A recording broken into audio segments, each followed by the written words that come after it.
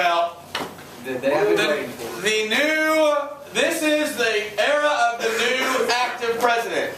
We have barely talked about individual presidents for the last 3 or 4 weeks. Have you noticed that? It's sort of passing. Or we actually have a day where we're like, here's the election of 1878, 82, 80, 76, 80, 84, 88. It was like on one page we talked about all of them.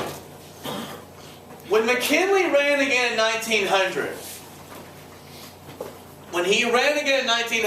he ran on the gold standard again. He ran against William Jennings Bryan again, just like 1996. And again, he won. But this time, his vice president was somebody different. Teddy Roosevelt had more jobs by the time he was 42 than any human ever.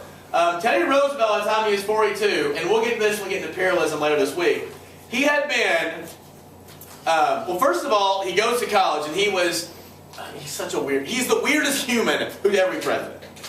When he grew up with very, very old money, right? Old money. And he was a little fella. And when he went to Harvard, when you go to college, buildings are kind of far apart, classes are, right? They're not like, in this school. So when it'd be time to change classes, everyone would be walking to class, and all of a sudden they'd see somebody run past. Roosevelt would sprint to class because he wanted to get his heart rate up. He thought it was a good cardio workout. He never wanted to waste any time. He was always active. There's a great story. While he was president, he decided that his wrists weren't strong enough. And so what he used to, when he was in the White House, he used to wrestle Olympic wrestlers and have them over, and they would wrestle for hours at a time. He had a tennis court put on the lawn, and he played tennis all the time. But he decided when he was in office, his wrists weren't strong enough. So have you seen like those things guys have, like those squishy, squeezy things? That would make sense, right? Or like, doing weights? No. One morning, John Hay, his Secretary of State, who actually was President Lincoln's personal aide, was walking across the Potomac River. There's a bridge across the Potomac, from Alexandria. He's walking to talk to the White House. And he looks over at the Potomac, and there's a guy hanging on a wire over the Potomac. It was President Roosevelt. He thought the best way to strengthen his wrist was to hang as long as he could over the river. Well, at least hanging over like a cliff. When he was not a religious man. He would call himself spiritual. He loved the outdoors. Probably more than any president ever had in the modern era, anyway. And he would go out, and much of our national park system is because of him. He would go and sit on a rock for hours and just stare. He was also one of the smartest presidents. He could read a book and 5 years later quote directly from it, verbatim. He read at times almost a book a day. He was voraciously into reading. But when he gets out of college, and he was pretty scrawny, and he felt he needed to man up a little bit. So he went out to South Dakota and became a cowboy in the Badlands of South Dakota. He had these round little glasses, and he ended up being a pretty good-sized fella. In fact, in the 1912 election, he actually got shot in the chest, took 2 weeks off, and kept going. Yeah, he's pretty BA. But he had a kind of a high-pitched voice, and he was really into being a gentleman. And what I mean by that is not doing anything that was considered bad form, right? And a lot of his policies comes from the idea that everyone has equal opportunity. He was not someone who thought everyone was equal. He did not think that blacks and whites were inherently equal. But he did think that in America everyone should have equal opportunity, more than any president had up until then, by far.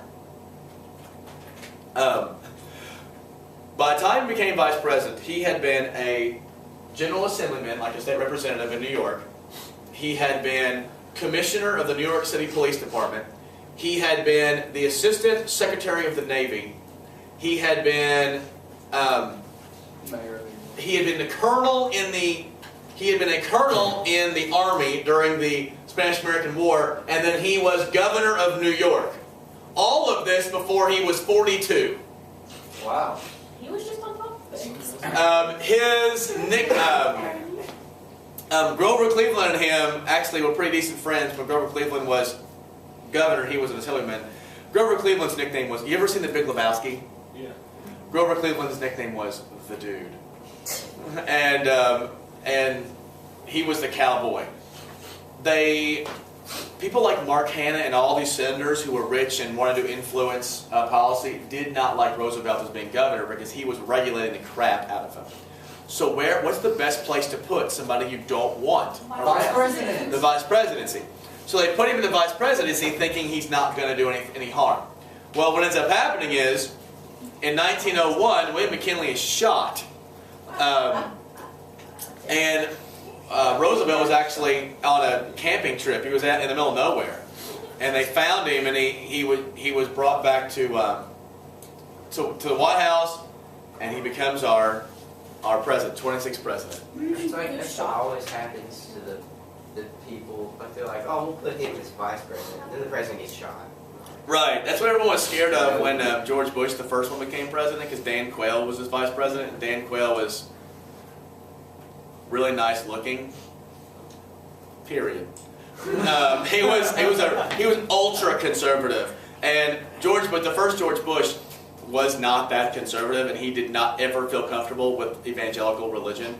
Right? He didn't like people who were evangelical. His son was great with them. In fact, his son's probably the most famous evangelical, other than maybe Carter, the president. But Bush put Dan Quayle as a vice president because he didn't want to talk to all those what he called right-wing nut jobs. So he had Dan Quayle do that for him. But everyone's like, please don't get shot, George Bush. Please don't get shot, George Bush. We don't need this guy. One time Dan Quayle went to school, like presidents and vice presidents go into schools and talk to kids, and he was like, how do you spell potato? And he wrote potato and he misspelled it on the board. And then he spelled it with an E at the end of it, and he was like, no.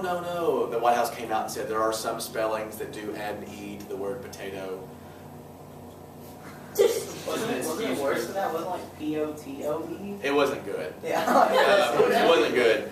Now, when Roosevelt came into office, the great part about this, not only is he really interesting, he is going to be our first progressive president. He's also going to be, and I love it, the first president to start naming his legislative ideas. Like you've heard of FDR's New Deal, right? Johnson's Great Society. Well, Teddy Roosevelt's going to start naming everything. And one of the reasons he named stuff is because he understood more than any president before him, maybe since Lincoln, how important the presidency was. He called it using the bully pulpit. That I'm president, and I'm going to say what I want, and you're going to freaking listen to me. You know why? Because I'm president. And that's it. And he knew that he would be listened to. So it was called the square deal. Have you ever heard of a square deal before? You ever heard a term before? What's it mean? Everyone gets an equal opportunity, right? Have you ever seen the old Willy Wonka, the old Charlie Chocolate Factory? Remember the guy, I'm Square Deal Sam, the dad of Mike's TV, right? Yeah. Square Deal Sam, because everyone got a square deal. Everyone got an even deal. And there were 3 C's. The 3 C's to the square deal. Controlling corporations. So he's going to control corporations, but you need to write this down. While he was anti-trust in the sense that he didn't like trust that got in the way of competition. He didn't like trust that were bad. But he did not get in the way. Just because if you were rich and successful, he was fine with that. In fact, he thought it was good to promote Americans trying to get rich. What he didn't want is for you to hold the market so no one else can get in to compete. You see the difference? He was anti-monopoly. Yeah, he didn't mind trusts if they were giants so long as they weren't bad for America, so long as they didn't get rid of all competition.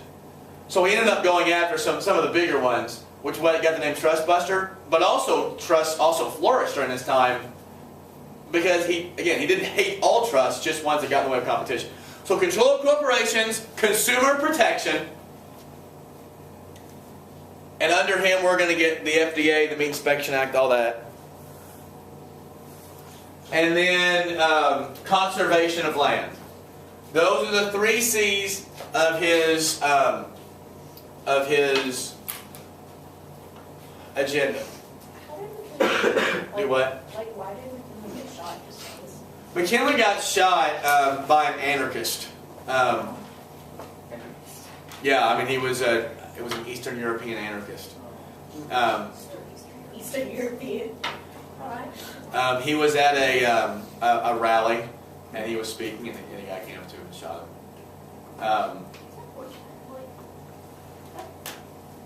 It's a little bit sad that somebody would want to do that. What do you mean? It's a pretty bad thing to do. Okay, the first thing. So, Roosevelt had all these ideas. But what's the problem with ideas? You got to implement them. So what's Roosevelt going to do?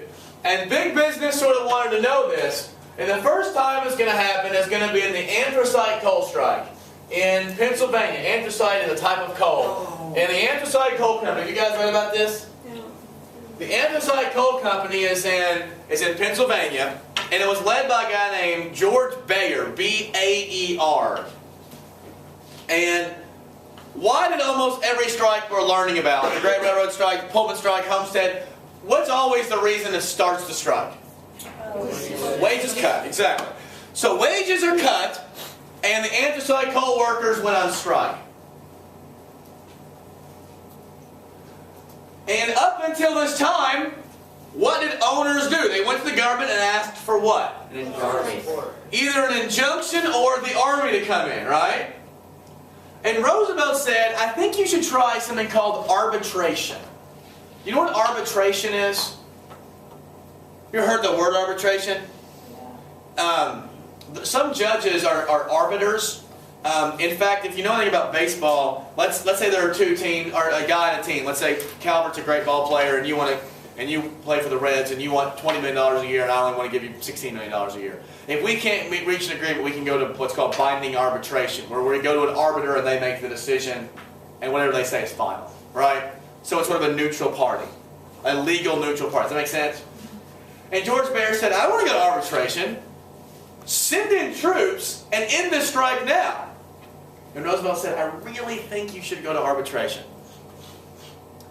And George Baer said, I don't think you understand me, Spanky. I ain't asking you. I'm telling you, send in the army. And now remember, think about this. In our world, a business leader telling the president what to do is absurd. But why wasn't it absurd then? They control the presidents. Businesses ran the country, right? Here's Roosevelt's response. I tell you what, I am going to intervene. Except, instead of bringing in the troops to end the strike, I'm going to bring in the troops and I'm going to own your factory. And every piece of coal we get, we're going to make for the government. And you're going to be out of business, and I don't give a flying F what you think, because I'm Teddy Roosevelt and you're not. So either go to arbitration, or I'm taking over your mind, and you're unemployed. What do you think so, Spanky? And guess what George Baer said? Arbitration sounds awesome. Awesome. He said, I will invade your mind and own it if you don't do what I say. There's a new sheriff in town. And at arbitration, the workers got a 10% increase in pay and went back to work. It wasn't that Roosevelt was pro-labor. It was that Roosevelt acted as a party that looked at both sides. This was a first. What message do you think this sent to everyone? This really is a new era, right? This is a new era. And this is a new guy. And that's it. Murdy, if you can hit the red button, stop it, then hit the red button, start it again. Teddy's a BA.